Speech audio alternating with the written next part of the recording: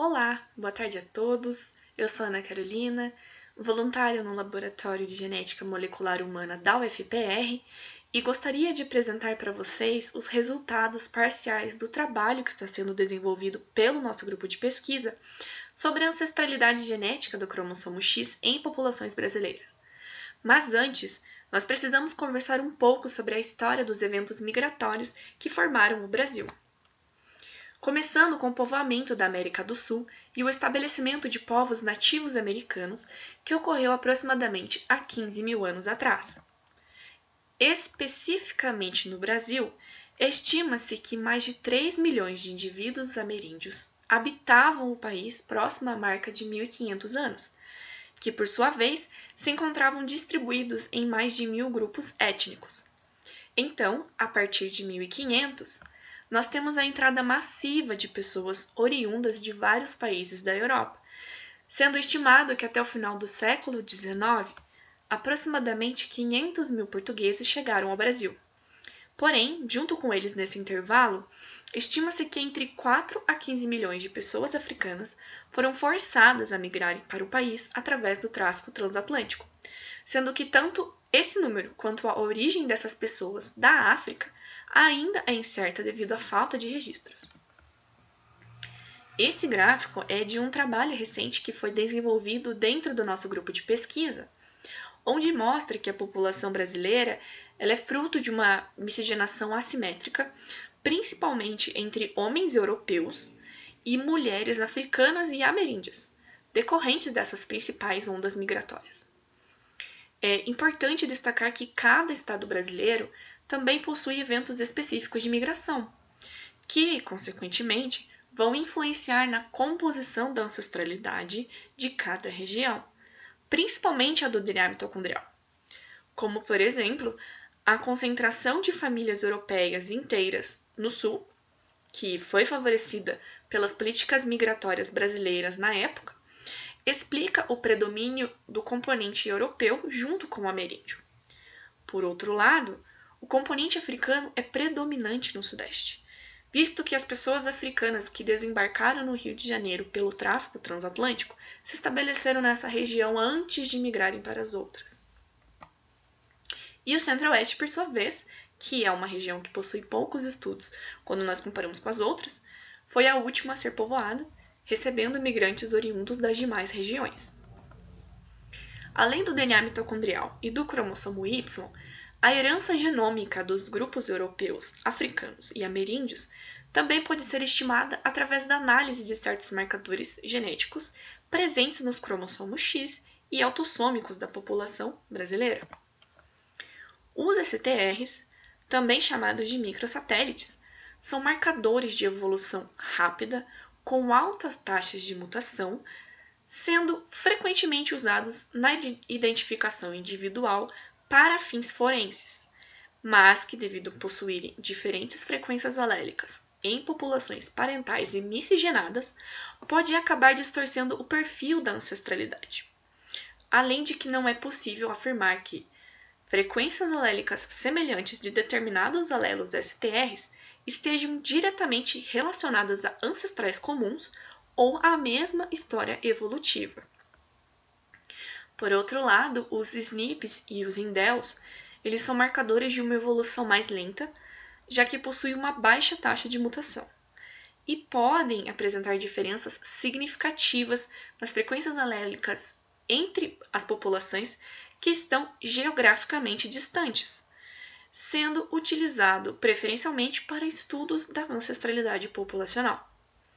Portanto, o mais importante é a seleção de marcadores com base na sua diferença de frequências entre as populações ancestrais de referência,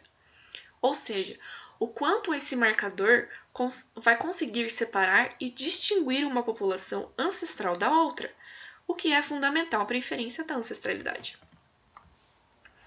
Agora,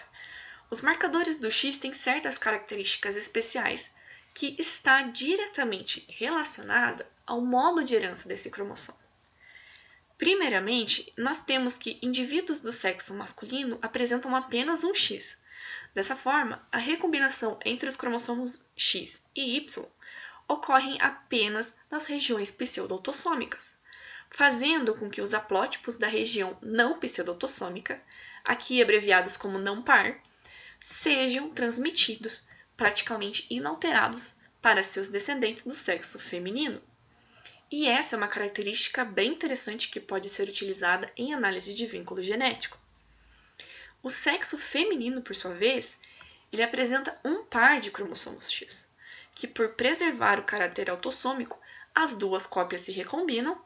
sendo transmitidas para os seus descendentes em ambos os sexos, o que contribui para o aumento da diversidade a cada geração.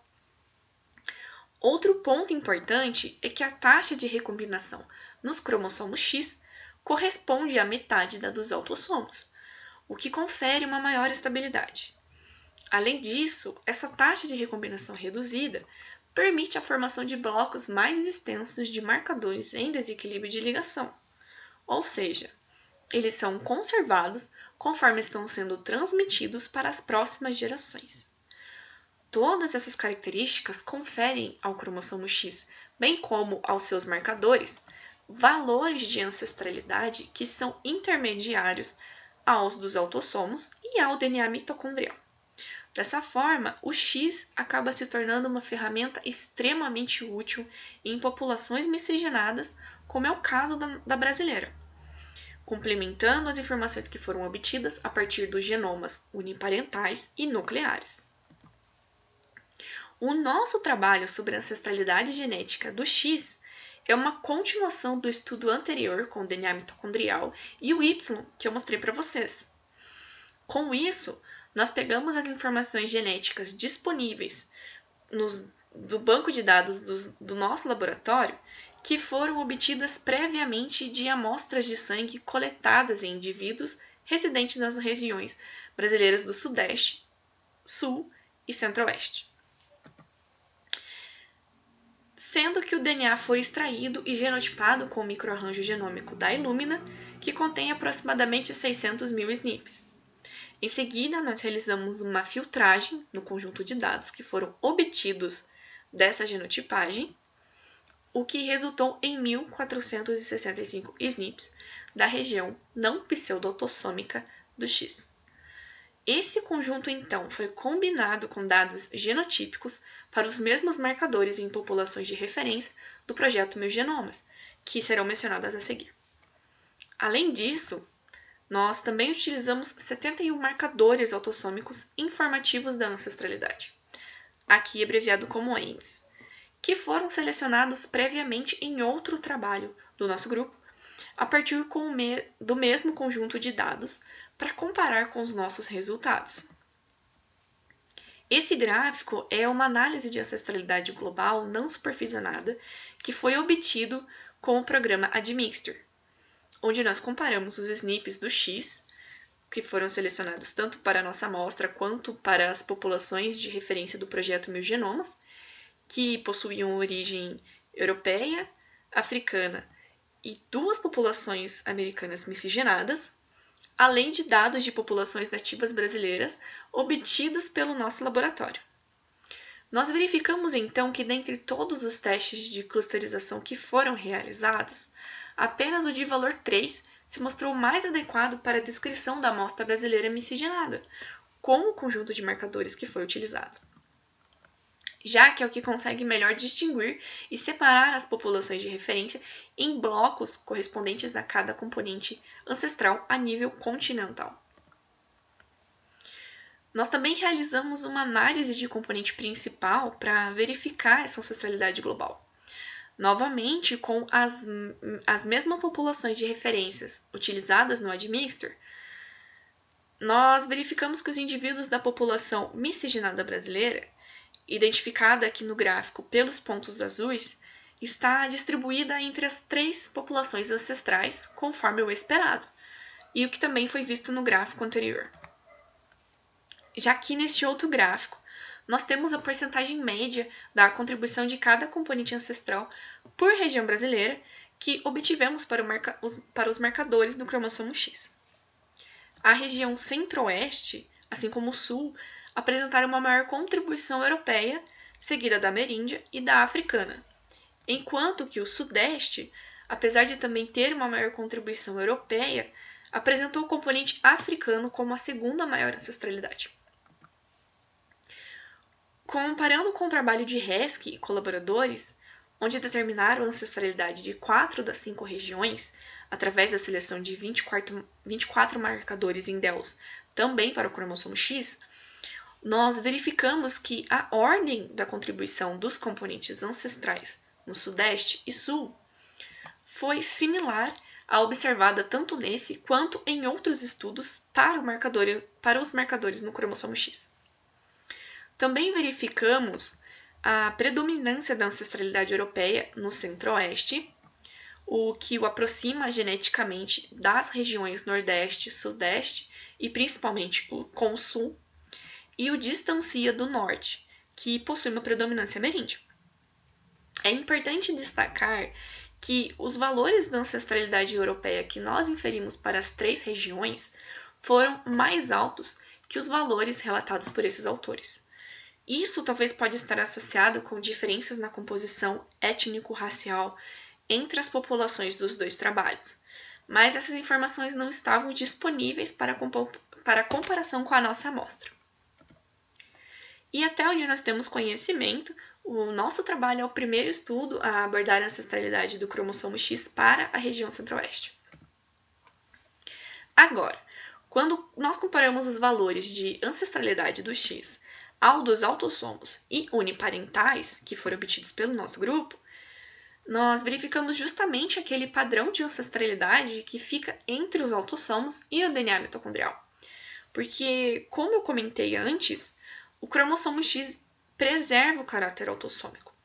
Com isso, ao se recombinar, ele transmite 2/3 da sua história evolutiva dentro do sexo feminino, o que também o aproxima ao da linhagem materna.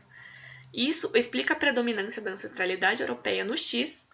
assim como observamos para os marcadores autossômicos, e também a variação nos padrões de ancestralidade africana e ameríndia, conforme a predominância do DNA mitocondrial em cada região brasileira, sendo que o cromossomo Y compõe o outro extremo da ancestralidade da população miscigenada brasileira. Outro ponto importante a ser mencionado é que a ancestralidade está associada a fenótipos relativos à saúde, como a suscetibilidade a doenças e a respostas a patógenos ou fármacos, e traços, como o formato do nariz e dos olhos, por exemplo. Vários trabalhos também mencionam a correlação com a cor da pele, que é uma característica poligênica que representa uma fração relativamente pequena do nosso genoma, mas que, por sua vez, por conta do racismo estrutural presente na sociedade brasileira, ainda tem forte influência em questões socioeconômicas e de autoidentificação étnico-racial. Na nossa amostra, 70% dos indivíduos foram heteroidentificados como brancos e 30% como pretos ou pardos, que foram agrupados em um único grupo, proporcionalmente distribuídos em todas as regiões analisadas. A análise da ancestralidade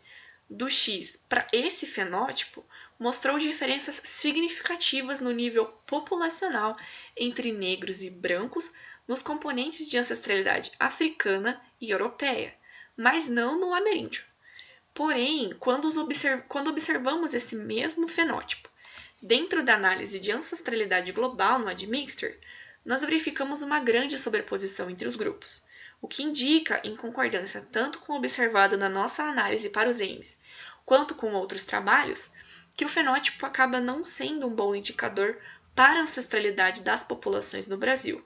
uma vez que a correlação entre a ancestralidade e a cor da pele é extremamente baixa. Eu gostaria de agradecer a organização pelo espaço cedido neste evento e a todos que estão assistindo essa palestra. Deixo novamente o meu contato e estou disponível para responder eventuais dúvidas.